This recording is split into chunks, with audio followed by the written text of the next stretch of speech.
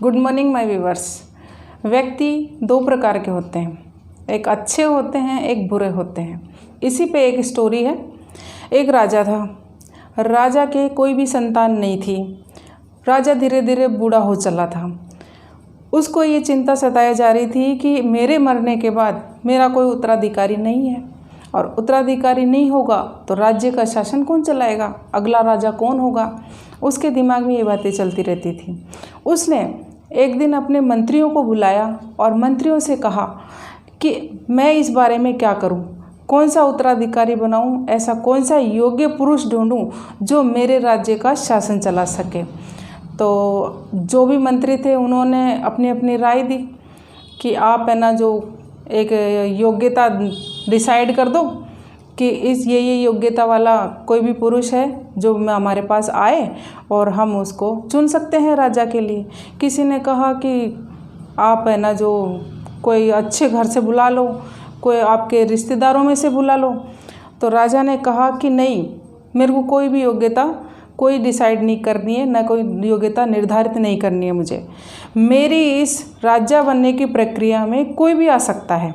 ये नहीं है कि एक ही कोई योग्यता धारण किए हुए है वही आएगा। इस प्रतियोगिता में सब भाग ले सकते हैं। तो सबको ये बात अच्छी लगी। न तो कोई आयु इसमें मायने रखेगी, न कोई इसमें कि वही ज़्यादा पढ़ा लिखा है वो आएगा, न कोई ज़्यादा पैसे वाला है वो आएगा।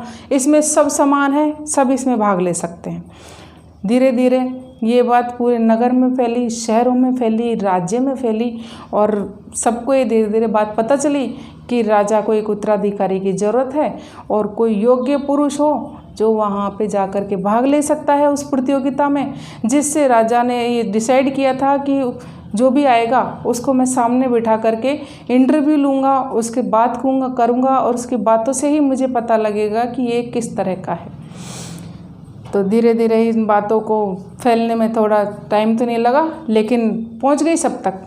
फिर एक लड़का था जो एक किसान था, गरीब था। उसको किसान के काम के अलावा, खेती के काम के अलावा कुछ भी नहीं आता था। उसने भी इस बात को सुना और सुनने के बाद उसने कहा कि मैं भी शायद इस प्रतियोगिता में भाग ले सकता हूँ।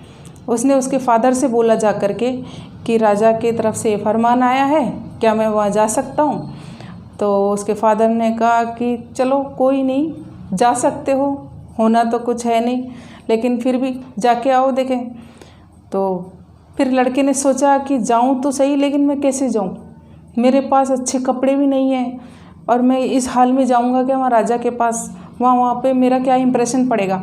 मेरे को तो राजा कहाँ से चुन सकते हैं, देख करके ही मेरे को दूर कर देंगे, मेरा इंप्रेशन तो ठीक होगा ही नहीं। फिर उसने उसके फादर से बोला कि आप है ना मेरे को कुछ थोड़े बहुत पैसे दे सकते हो क्या, जो मैं कुछ अच्छे कपड़े सिलवा सकूं। तो फादर ने तो कहा कि मेरे पास तो नहीं है। तो उसने अपने कहीं से उधार किए थोड़े बहुत पैसे, कहीं से ऐसे जुगाड़ किया और एक जैकेट बनवाया। जैकेट बनवा के उसने उसको अपने पुराने कपड़ों पे पहन कर, बाल बाल सही किए, उन पे ही उस जैकेट को डाला और वो चल दिया। जहाँ वो राजमहल था, जहाँ वो राजा रहता था, वहाँ पे वो चल दिया।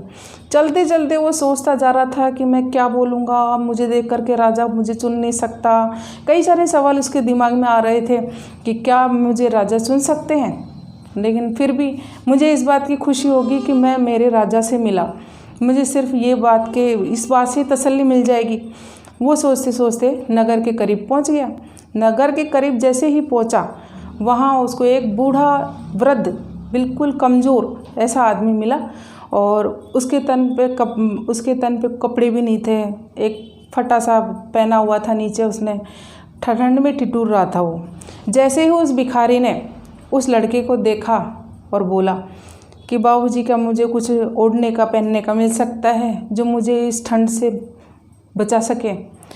तो उस लड़के ने सोचा कि मेरे पास तो ऐसा कुछ भी नहीं है जो मैं इसको दूं। कुछ खाने का सामान था जो साथ में लेके आया था, राशन का। तो उसने बस यही सोचा कि इसको मैं क्या दूं। फिर उसके बस नज़र कहाँ पे गई, उसकी जैकेट पे, कि जैकेट है मेरे पास, क्यों ना मैं इसको यही दे दूं। तो उसने बस थोड़ा सोचा और उसके बाद उस जैकेट को उतार के उस भिखारी को दे दिया। देख करके और वो राज दरबार की तरफ चल दिया। वहाँ जा कर के दरबान खड़े थे, वहाँ पे कहा कि भाई राजा के इंटरव्यू है इसलिए आया हूँ। पहरेदार वो उसको अंदर ले गए और एक सराय में जाके ठहरा दिया। वहाँ उसने 2-3 घंटे वेट किया। वेट करने के बाद उसका नंबर आया। जैसे ही अंदर राजा के कक्ष में पहुँचा, वह राजा नहीं था। राजा का उसने थोड़ी देर वेट किया, 10-15 मिनट, और 10-15 मिनट के बाद वो राजा वहाँ आ जाता है। और राजा को देखते ही उस लड़के के पैरों के नीचे से ज़मीन खिसक गई। वो एकदम से यूँ शॉक हो गया कि ये क्या हुआ, क्योंकि वो इसलिए शॉक हो गया, जो राजा था उसने उसको उस भिखारी के रूप में देखा था, जो नगर के बाहर वो बैठा था, जो उसके दिमाग में चल रहा था कि ये वही भिखारी है, अभी मेरे को थोड़ी देर पहले बाहर मिले भिखारी के रूप में।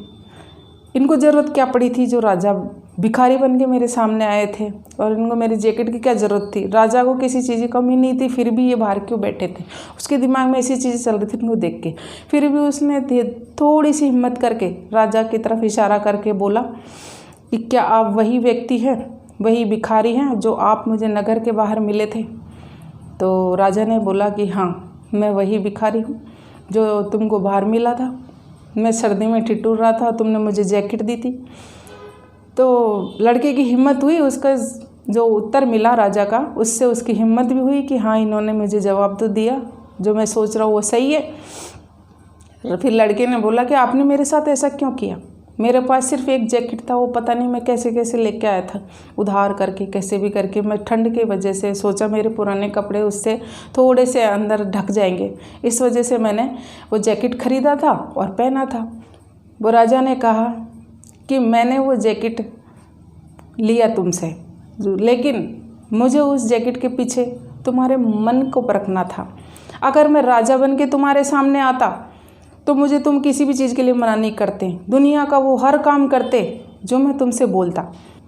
मैं तुम्हारे सामने भिखारी बन के आया, लेकिन किसी भी व्यक्ति के सामने अगर मैं जाता भिखारी बन के, और कई व्यक्ति निकले भी थे, उनकी भी मैंने परीक्षा ली थी, लेकिन सबके अलग अलग जवाब थे, सबके अलग अलग व्यवहार थे। मैंने तुमको भी इसी तरह परखा, तुम्हारा व्यवहार कितना अच्छा है वो मुझे पता है। तुमने एक अनजान व्यक्ति के लिए, एक भिखारी के लिए, जो तुम्हारे मन में मदद की भावना थी, जो तुमने मेरे लिए किया, ये भावना वाला व्यक्ति मुझे चाहिए था इस राज्य का शासन चलाने के लिए। इसलिए आज से तुम इस राज्य के उत्तराधिकारी बनने के बाद राजा बन जाओगे, इसलिए मैं तुमको राजा नियुक्त करता हूँ। तो लड़का बड़ा शौक हो गया कि मैंने ऐसा क्या कर दिया, कि हर इंसान को अपनी परख नहीं होती है कि मैं किस तरह का हूँ, उसकी परख सामने वाले करते हैं।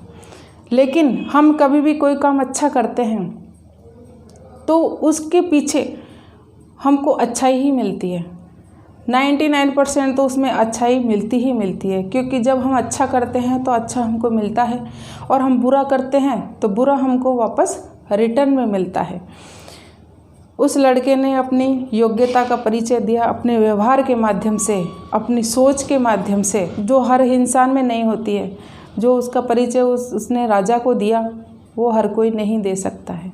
इसलिए बनो तो उस लड़के के व्यवहार जैसा बनो, जो हमारे पास नहीं है फिर भी हम मदद की भावना रखते हैं। इस कहानी से हमको ये सीख मिलती है कि सामने चाहे परिस्थिति कैसी भी है, हम उसका मुकाबला किस तरह करते हैं वो हम डिसाइड करते हैं। पैसा तो हर इंसान कमा लेता है, लेकिन दुआएं हर इंसान नहीं कमा सकता। दुआएं कमाने के लिए अच्छे काम करने होते हैं, अच्छे दिल की ज़रूरत होती है, अच्छी सोच की ज़रूरत होती है, और ये सोच हर व्यक्ति की नहीं होती है। इसलिए कभी कभी बोलते हैं ना कि हम 1% से रह गए, वो 1% वहाँ काम आता है जहाँ हमारे दुआएं साथ चलती हैं। आपको मेरा वीडियो कैसा लगा उसके बारे में मुझे कमेंट्स करके बताइएगा। इसी के साथ Anita education and motivational videos की तरफ से Anita, thank you so much.